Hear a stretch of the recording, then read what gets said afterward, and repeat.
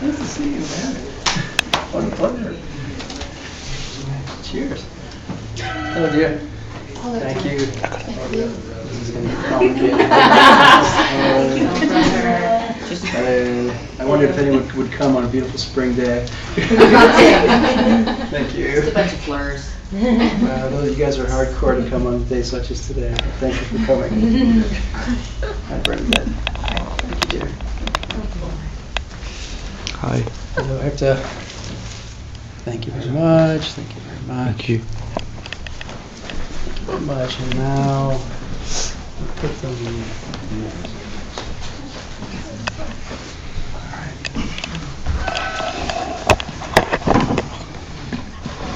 Looks like a beautiful.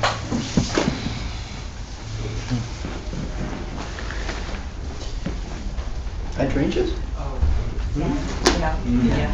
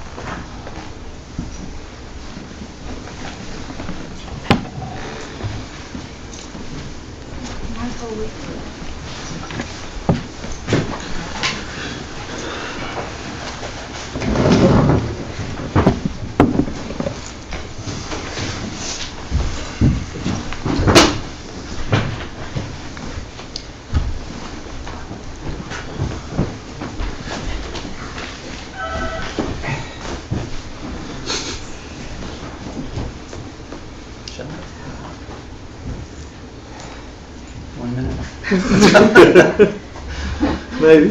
Jump the gun by a minute. Let's do it. Let's do it.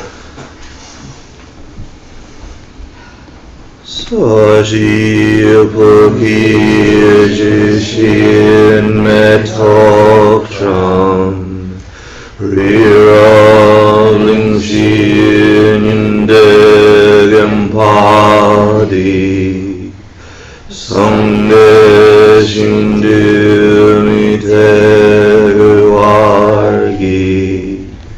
Drokun Namda Shimla Chuparsho Idam Guru Ratna Mandalakam Nyatayami Sangye Jidang Zaki Jognam Lam Janchu Bardu Dakni Gapsushi Daki Jinyangi Pesonam Ki Drola Benchir Sangha Druparsho Sangha Jidang Zaki Jognam Lam Janchu Bardu Dakni Gapsuchi Daki Jinyangi Pesonam Ki Drola Benchir Sangha Druparsho Sangha Jidang Zaki Jognam Lam Janchu Bardu Dakni Gapsuchi Daki Jinyangi Pesonam Ki Drola Benchir Sangha Druparsho.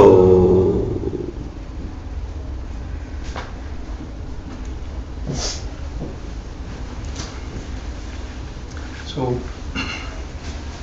please sit comfortably with your spine straight for a little bit of breathing meditation. Try to shift the mind from its busyness and the content of the prior part of the day.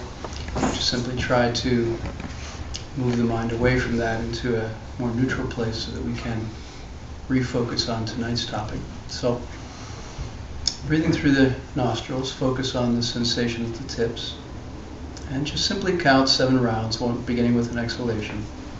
1 exhalation, 1 inhalation is a round. And if your focus is drawn out, go back to 1 and start again until you can do 7 rounds without distraction.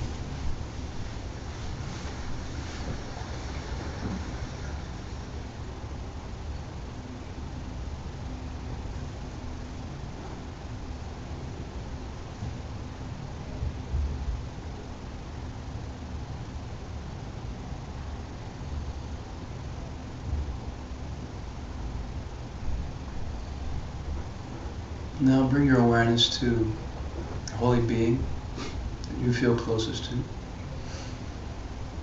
In your mind, invite them to come to the room and join you. Try to connect with them in some way, either through seeing them in your mind's eye or feeling them here in your heart.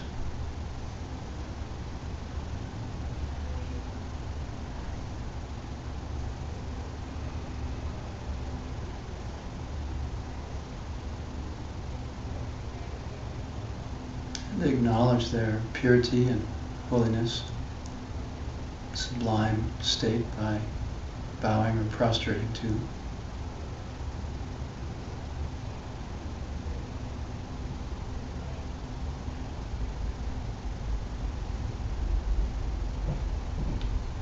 Welcome them with some beautiful offerings. Whatever is beautiful to you, offer to them outer offerings.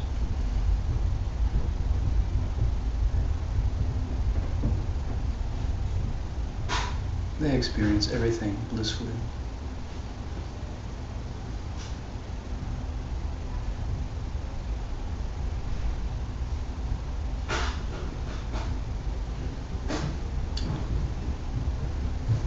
Think about your greatest goodness today, the best thing that you did, helping another person or yourself. See it very clearly, recall the details very clearly.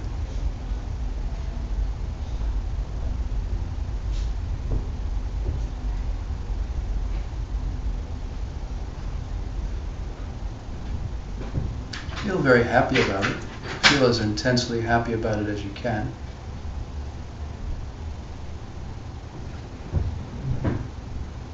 And when it's at its peak, offer that.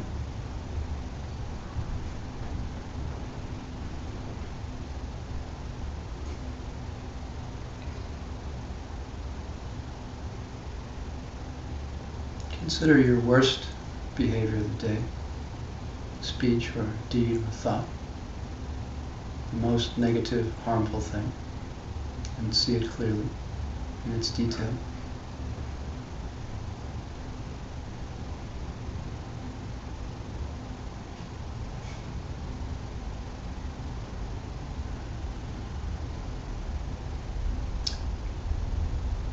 Consider whether you aspire to bodhicitta, helping all beings. If so, you did the opposite. Reflect upon true refuge, karma, emptiness. How it will come back to you, and you will experience the suffering yourself.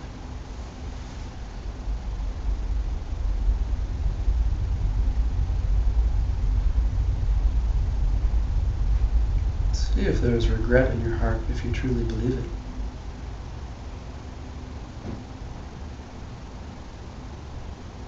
Intensify the regret.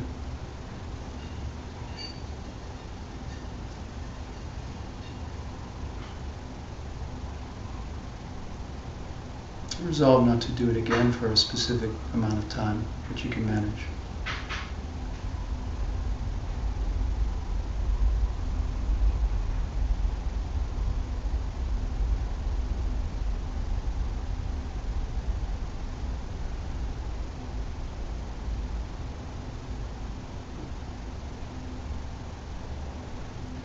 And decide upon an antidote, a make-up activity, some positive energy you can create to offset that negativity.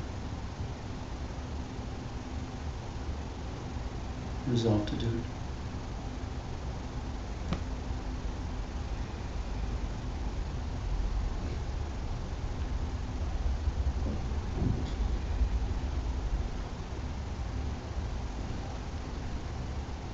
Again, focus on the holy being here with you.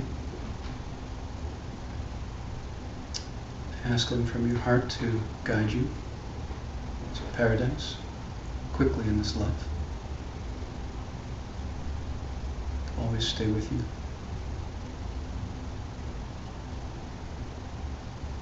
Take you by the hand every step of the way,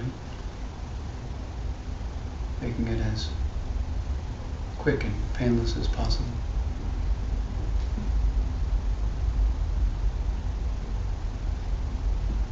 And they happily agree, coming to the space above your head, facing forward, becoming smaller, brighter, glowing in light as the crown ornament remaining there, adorning the space above your head.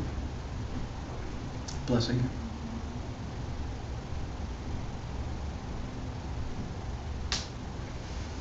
So, homage to all the holy beings here and everywhere. Thank you for coming. Nice to be here. Do we have a quiz somewhere? We do. Does anyone need a quiz who does not have a quiz? Everybody's good?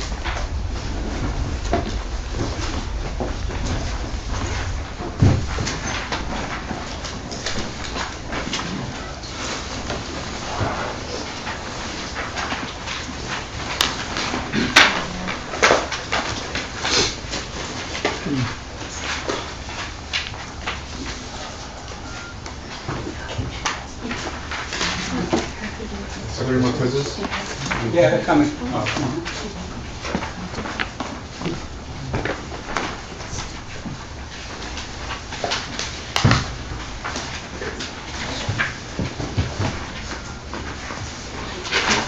Anyone? Who else had quizzes? No one? Yeah. Thank you.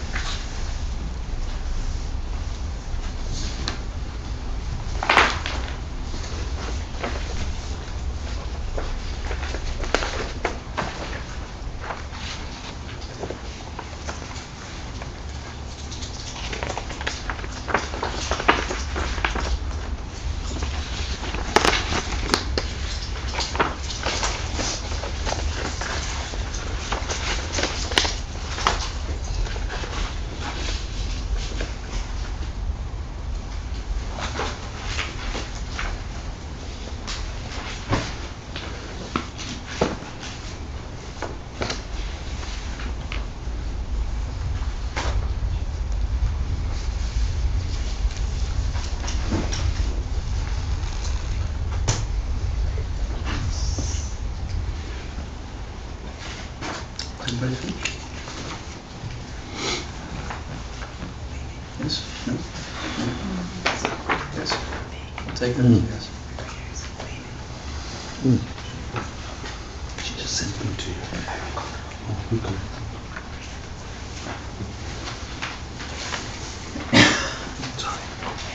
Welcome back from Nirvana in the Bahamas. Saw some photos of those of you who were immersed in the Bahamian Nirvana. Did you do it? Yeah, did you do it? Did